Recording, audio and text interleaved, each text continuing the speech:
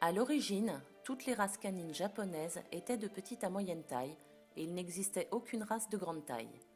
Dès 1603, provenant de la région d'Akita, des chiens nommés Akita Mataji, chiens de taille moyenne pour la chasse à l'ours, ont été employés comme chiens de combat. La race fut croisée avec du Tosa et du Mastif. À la suite de ces croisements, la taille de la race augmenta.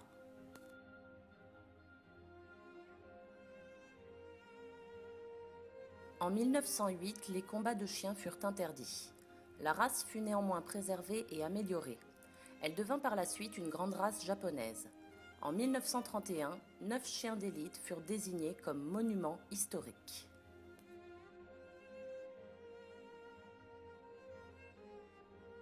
Poids et hauteur. Mâle, entre 32 et 43 kg, 67 cm au garrot. Femelle, entre 26 et 34 kg, 61 cm au garrot. Robe, roux et blanc, blanc, bringé et sésame. Poil, court ou long. Il possède un sous-poil qui lui permet de résister aux fortes variations de température, tant dans le froid que dans le chaud.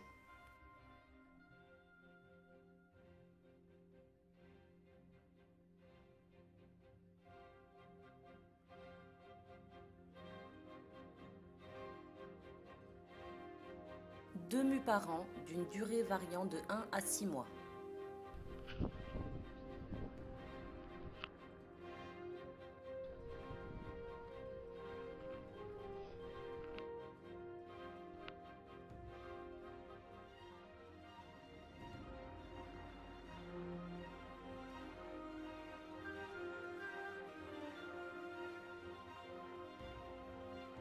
Indépendant et décisionnaire. Cette indépendance se traduit essentiellement dans ses prises de décision. Ainsi, il ne faudra pas attendre de lui qu'il obéisse au doigt et à l'œil. S'il estime que la demande n'est pas justifiée ou utile, il n'obéira pas. Ce trait de caractère explique que le rappel soit relativement aléatoire, même s'il a été appris depuis tout petit. Et quand il revient, l'Akita est rarement pressé. Viens ma fille. Allez, dépêche-toi, dépêche-toi. Allez, on se dépêche. Allez, on t'attend. Dépêche-toi. Allez, on y va, en voiture. Gigi, pas de On y va. Allez, viens ma fille, viens. Allez, viens. Allez, ma monte, grosse. monte dans la voiture. Viens ma fille. Allez, monte.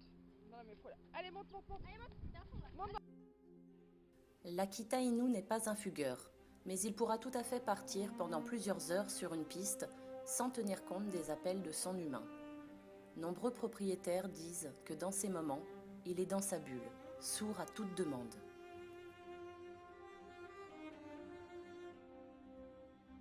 Proche de ses humains. Cette indépendance n'empêche cependant pas l'Akita Inu d'être un chien très proche de ses humains, parfois peau de glu. Il préférera souvent être dans la même pièce qu'eux plutôt que seul dans le jardin. Il est le symbole de la fidélité au Japon.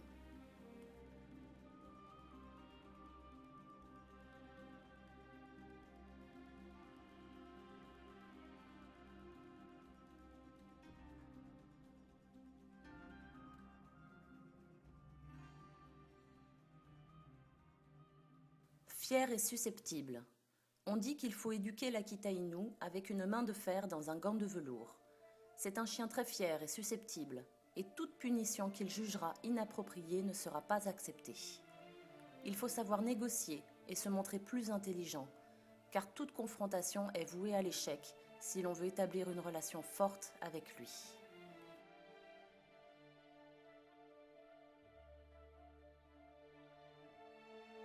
En grandissant, beaucoup d'Akita Inu deviennent distants avec les inconnus. Pour espérer gagner son estime, il est souvent préférable de le laisser venir pour mieux l'amadouer.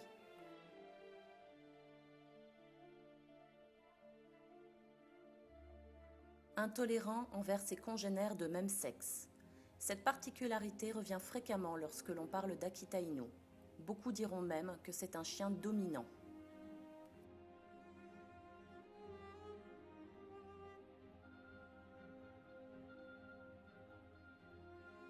En réalité, l'Akita Inu a un langage très subtil qui n'est pas toujours bien perçu par les autres chiens.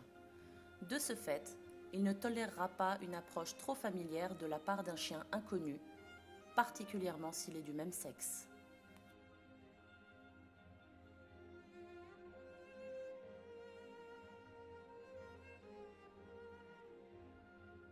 Cette intolérance apparaît souvent entre 10 et 24 mois et peut durer à vie si rien n'a été fait pour atténuer ce trait.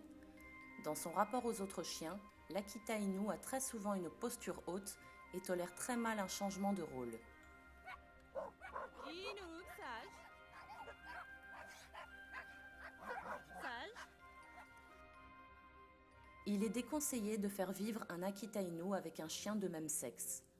Il ne faut pour autant pas le couper des autres chiens et continuer de le socialiser tout au long de sa vie.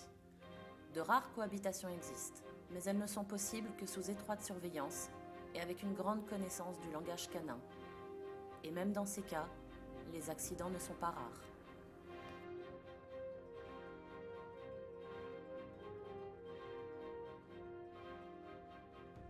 Calme et peu sportif. La majorité des Akita Inu sont des chiens calmes, posés. La plupart ne sont pas des chiens sportifs. Et même si certains apprécieront de faire du canicross, voire un peu d'agility, cela reste assez rare.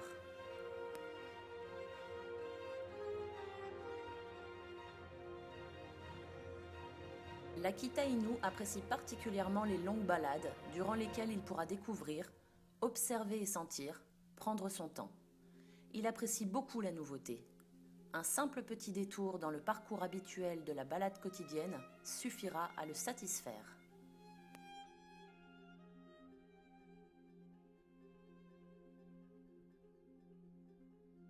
Bien que d'un naturel calme, il a très souvent son quart d'heure de folie qu'il faudra apprendre à canaliser.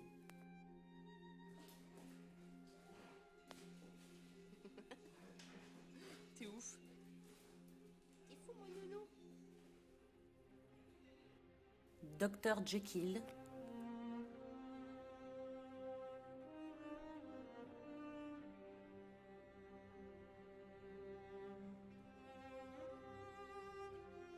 et Mr Hyde.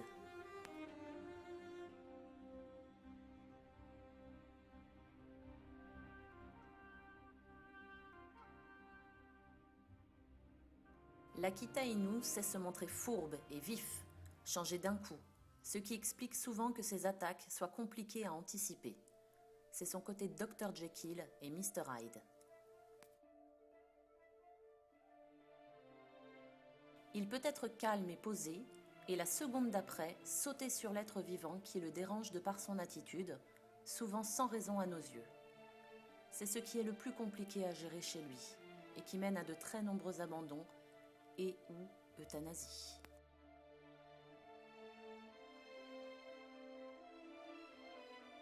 Sensible. Cette sensibilité est présente chez tous les Akita Inu et peut être plus ou moins prononcée selon les individus. Mal gérée, elle peut entraîner des soucis au niveau comportemental, agressivité, crainte excessive.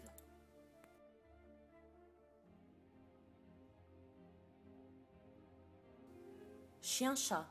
L'Akita Inu est un chien qui a beaucoup d'attitudes similaires au chat.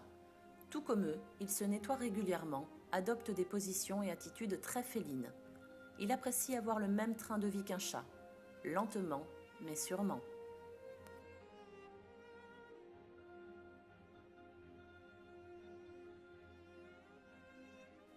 Intelligent. L'Akita Inu comprend et apprend très vite, du moment qu'on ne lui impose rien et que l'on reste cohérent. Candy, donne-moi chaussure. Là-bas, là. Donne-moi. Donne-moi. Voilà, très bien. Tu donnes? Donne-moi chaussure. Donne-moi. Voici mon doudou.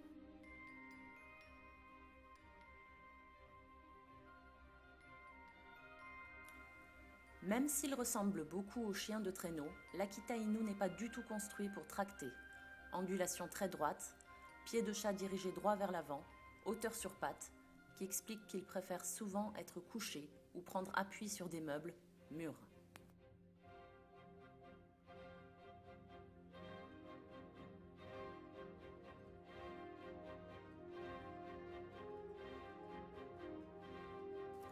On évitera donc de faire tracter un Akita Inu si on souhaite qu'il reste en bonne santé physique le plus longtemps possible.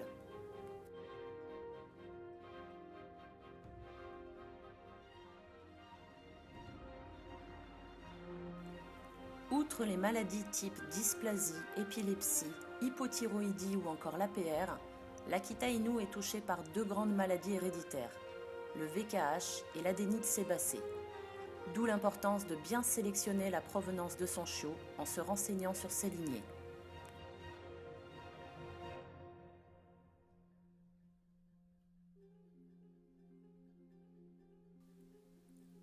Le VKH.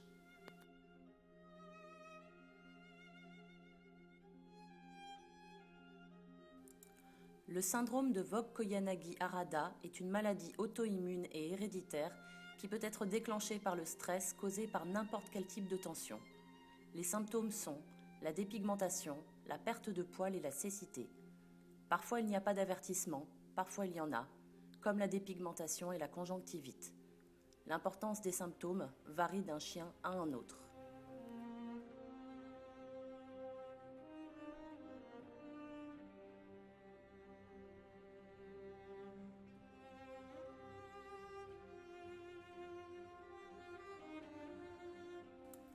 Il s'agit d'une maladie pour laquelle il n'existe aucun traitement permettant de sauver la vie du chien. Juste des traitements permettant de lutter et d'apaiser la souffrance du chien, prolongeant sa vie de quelques mois, voire quelques années pour les plus chanceux.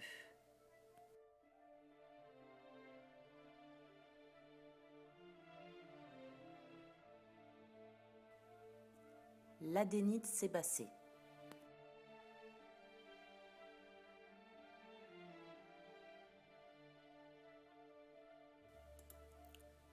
C'est une maladie héréditaire non mortelle, mais très grave. L'adénite sébacée entraîne la destruction des glandes sébacées, ce qui explique les signes physiques au niveau de la peau.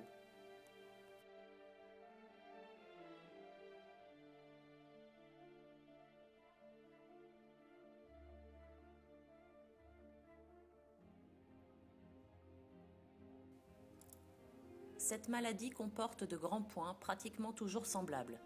Chute plus ou moins importante des poils, peau noircie, odeur de rance ou moisie très prononcée, croûte et écailles par plaques ou sur tout le corps, chien affaibli, triste, refusant souvent de s'alimenter, problème de déficience du système immunitaire.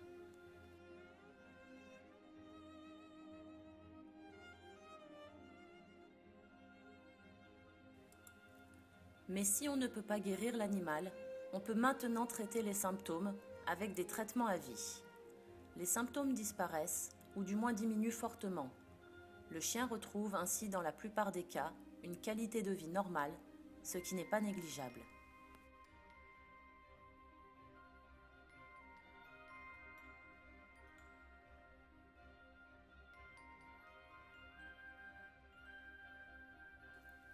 Trésor national du Japon, l'Akita Inu est un chien qui ressemble à son pays d'origine.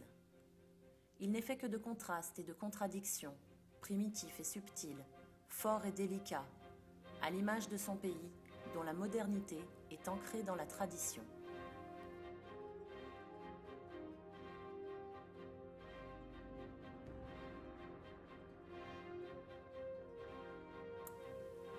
Posséder un Akita Inu, c'est forcément être sensible à ses contradictions, à ses anachronismes, et apte à les comprendre. C'est également être conscient de l'investissement qu'il demande, surtout s'il tombe malade ou se révèle avoir un fort caractère.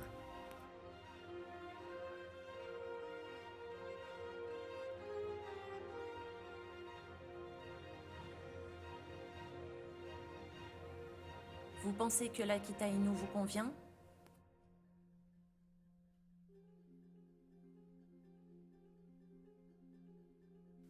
Mais la question essentielle est de savoir si vous conviendrez à l'Akita Inu.